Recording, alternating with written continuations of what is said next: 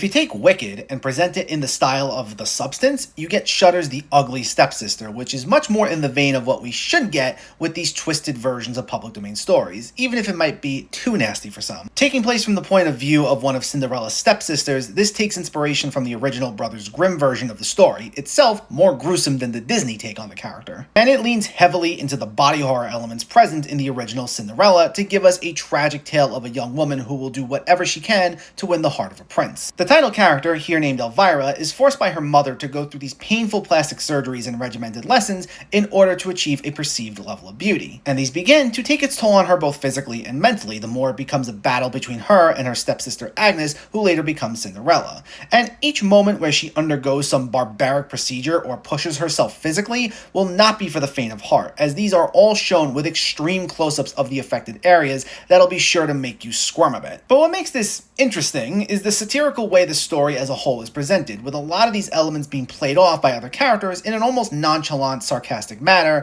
as if this is totally normal. And it's meant to be a critique of the unnecessary competitive nature when it comes to beauty standards. It's a point that's made clear from fairly early on, and I'd say the story doesn't say too much more beyond just making that general point and then using each disturbing body horror moment to reinforce that point. But that being said, while at times I found it to be a little too much, it's still an overall captivating experience. The lead performance by Leah Miron as Elvira was excellent, especially for how physical of a role this was for her. And what's nice is, even with a lot of this being her going through these extreme pains and you feel for her for just what she goes through, she still brings out something so compelling in this character. She captures the innocence in her in the opening scenes and does a great job at making her sympathetic and someone we can be invested in, and she manages to keep bringing that out through each traumatic event she's put through. So you're not just horrified, but you really feel for her. That being said, even though it does have something to say, and it does have these darkly comedic undertones in between the body horror elements, it's still going to be way too much for some people, understandably so. But